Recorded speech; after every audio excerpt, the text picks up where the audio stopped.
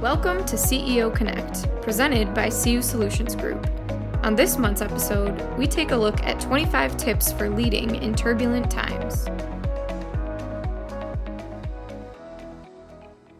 I recently read the book Make Big Happen, written by CEO, coach, and author Mark Moses.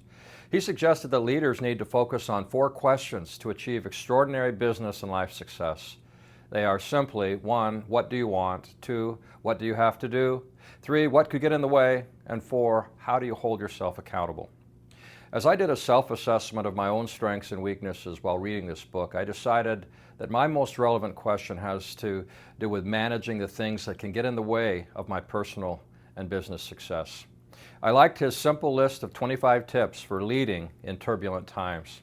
Here they are with a few of my own perspectives. Number 1, communicate regularly with your team.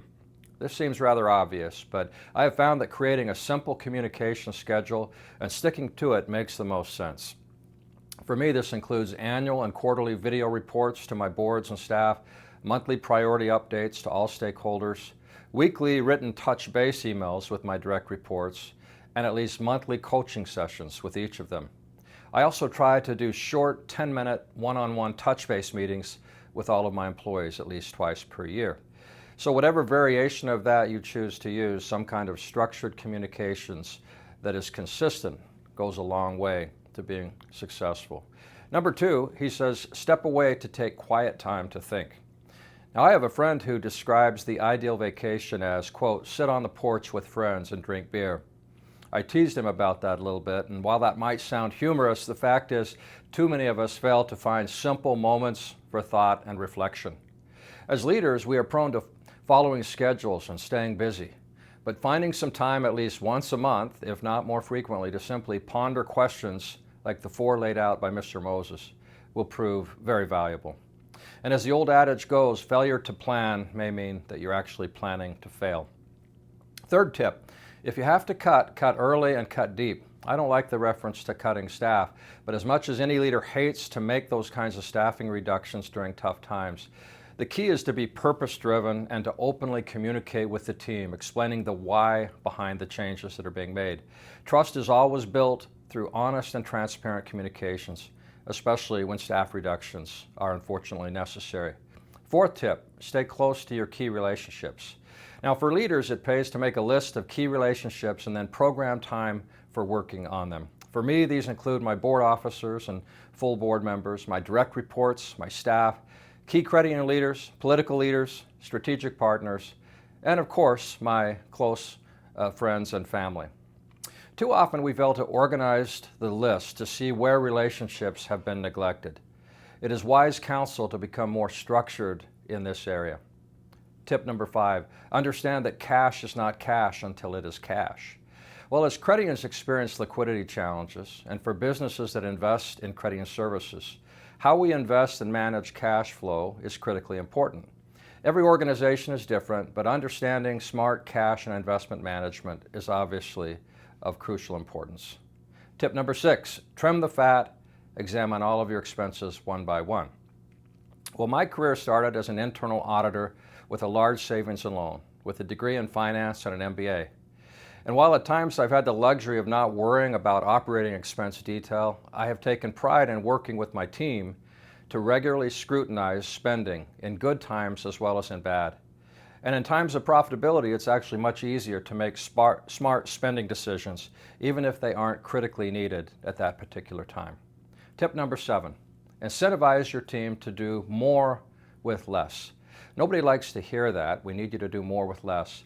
But productivity is a constant theme for all smart companies. Although elusive, it is smart for leaders to install processes for incentivizing their team members to do more with less and to make that theme part of your culture. Everyone shares that reality, not just the CEO. Having a budget for cash incentives to reward and incentivize this theme can help a lot. Well, tip number 8, use technology to drive costs down.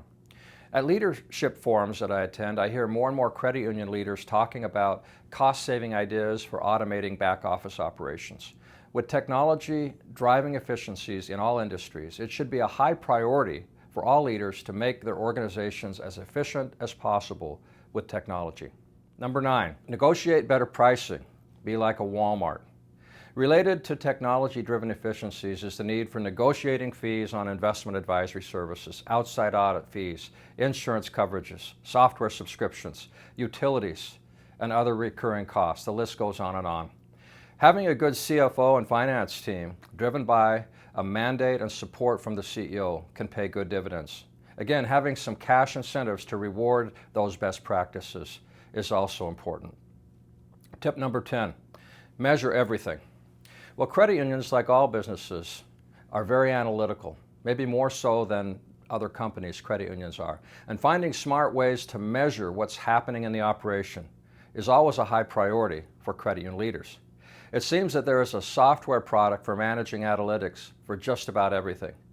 The key is to find how they can work together with actionable data that make the organization more effective. CU Solutions Group offers a number of these products, these software products. For example, Performance Pro, Compies, ComplySite, AffirmX, Member XP, and Planning Pro, to name just a few. Tip number 11, watch your key indicators. Now, good data analytics are the holy grail for any company and any credit union.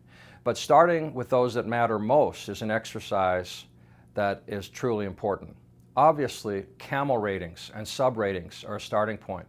But from there, key indicators should align with stakeholder expectations, including employees, members, board members, and partners. Getting good KPM tracking in place should begin with the ones that matter most. It's the leader's role to help identify those priorities. Eliminate or help improve unproductive people. Well, productivity is not a popular term in any organization because either employees are already working hard and smart, or in some cases they may not want to. But few things are as important for leaders as assuring that the organization is truly productive.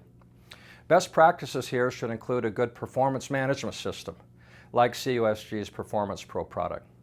But culturally, this extends to processes that include regular coaching meetings and accountability at all levels of the organization to be sure that staff are focused on the right things and in the right ways. Tip number 13, invest in training to improve skills. State and national trade associations make training a high priority. Leaders and their key team members should attend conferences for learning and networking, obviously. Emerging leaders should be given those opportunities as well. And learning management systems that tie to performance management are also important. CUSG offers a product called TLC 360, a learning management system that does just that. It integrates with our performance management product called Performance Pro. As leaders, we need to continually assess how well we allocate resources for employee and leadership development. The leveraging impact of this done well can be huge. Tip number 14, try to sell more to existing members. Whether for credit unions or for credit union organizations, we sometimes fail to realize the importance of taking care of existing members and clients through regular outreach. Good organizations find a thoughtful and respectful way to ask how needs are being met and look to solve problems for members or customers with solutions rather than selling products too overtly. But smart companies know that existing customers are much easier to sell to than new prospects. For credit unions, share of wallet or products per member should receive more focus than onboarding new members, but in a mission-driven way as opposed to just selling products. Tip number 15, offer incentives for new relationships. Because it is so difficult to onboard new members or customers, those staff who achieve new sales should be recognized and rewarded. Again, having resources to incentivize and reward is a huge consideration for leaders. 16, go to industry conferences and visit your competitors. The first one is rather obvious, but in addition to the obvious benefits of attending conferences for networking and learning, one often overlooked opportunity is learning from competitors. For instance, if a credit union identifies its top products as mortgage loans, auto loans, credit cards, and perhaps checking accounts with debit cards, then the top competitors should be identified for each product. Once this is done, through some kind of formal process, the credit union should learn from their competitors. Perhaps it's Quicken Loans for mortgage loans, or Bank of America for the whole financial institution relationship, checking accounts and debit cards. Perhaps it's neobanks for millennials doing their banking. Having a team go through the whole process with these competitors can be very helpful, from account sign up to actually using the products of those competitors to see how they take care of their customers' needs. Best practices for pricing and the customer experience can then become implemented at the credit union. Tip number 17, don't slash your marketing budget. When trimming costs to find efficiencies, obviously the smartest marketing and sales practices should not be compromised. However, sometimes during good economic times, marketing expenditures and sales processes get a little sloppy, and they may not receive the scrutiny and adjustments that may be needed to demonstrate an ROI for those expenditures. Doing so, even during profitable times, is very important. But the importance of good marketing and sales should always be recognized. Number 18, there's opportunity in adversity. In Michigan, our credit union community weathered economic challenges between the year 2000 and 2008, even before the Great Recession hit the rest of the country. In those times of adversity, credit unions rose to the challenge. They found great opportunity for helping people and serving their communities, and for telling their story about how credit unions are unique. They did that even more so during good economic times. But in difficult or challenging times, it creates an opportunity for credit unions as well. As the next recession approaches, leaders should contemplate how the credit union can anticipate these adversity-driven opportunities. Tip number 19, have your advisors, mentors, coaches, and forum members challenge your assumptions. One of the toughest things to do for a leader, for confident, successful leaders especially, is to realize that they're not supposed to know all the answers. Seeking advice and validation and even suggestions for a different course should be a part of a healthy management culture. Number 20, don't worry about what you can't control. Well, this one is easier said than done, but for leaders, and in fact for all of us, learning to not sweat the small stuff and to focus on what you can control is sound management advice. It's a management mantra and a means of controlling unnecessary stress in anyone's life. Tip number 21, keep a good attitude. Look at the glass as being half full, not half empty. We've all heard that expression many times. In the play Hamilton, Aaron Burr advises Alexander Hamilton to, quote, talk less and smile more. While this is sound advice for politicians, it also applies metaphorically to all leaders. If we can smile through the constant challenges and see the positives along the way, our teams will see this as a positive as well, and it will have a dramatically positive impact on the organization. Tip number 22, take care of yourself, exercise regularly. When I first became a CEO at the age of 29, I started jogging for the first time on a daily basis. Later, I set goals for half marathon races, and I ran my first full marathon at the age of 59. Over the years, although I haven't always been diligent, I have found the incredible value of good exercise and taking care of diet, although I really hate that one. I also ascribe to the mantra that something is better than nothing when it comes to exercise. All team members and all leaders should commit to finding the regimen that works best for them, and then pay special attention to all aspects of physical, mental, and spiritual health. As Stephen R. Covey described it in his 7 Habits for Highly Effective People, the 7th habit of sharpening the saw is really important for a well-rounded life. Now, finding hobbies like reading, sports, music, art, or travel, or others are also so important for an effective work-life balance. Number 23, hope for the best, prepare for the worst. Hope springs eternal, as they say, but blind optimism is actually a weakness. So in strategic planning, it pays to have a good assessment of prioritized risk factors for the organization and contingency plans for dealing with the potentially most harmful risks facing the credit union or the credit union organization.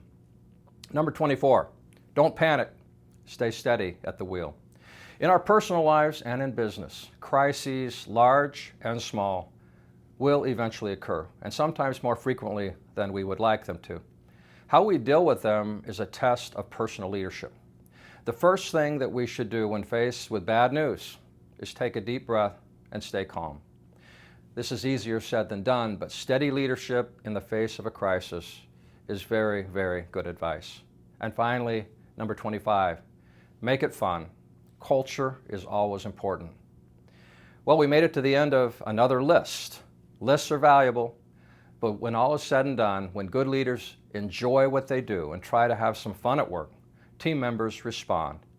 For me, at a minimum, I have always recognized the importance of fostering a culture that encourages a relaxed and fun work environment. Toward the end of his life, Steve Jobs delivered a memorable commencement address at Stanford University in which he said this, quote, "Sometimes life can hit you in the head with a brick. Don't lose faith. I'm convinced that the only thing that kept me going was that I loved what I did. You've got to find what you love. And that is as true for your work as it is for your lovers. There is no reason not to follow your heart. Don't let the noise of others' opinions drown out your inner voice. And the most important, have the courage to follow your heart and intuition. They somehow already know what you truly want to find. Stay hungry, stay foolish." Close quote. As leaders, we should always remember that every single member of our team is experiencing life challenges, both large and small. They just don't usually let them show. We have a responsibility to foster a culture that balances employee wellness with necessary accountability and productivity. And in that vein, we should lead by example. So there you have it, a list of 25 tips for personal and business success. Thank you to Mark Moses and his book, Make Big Happen, for the inspiration.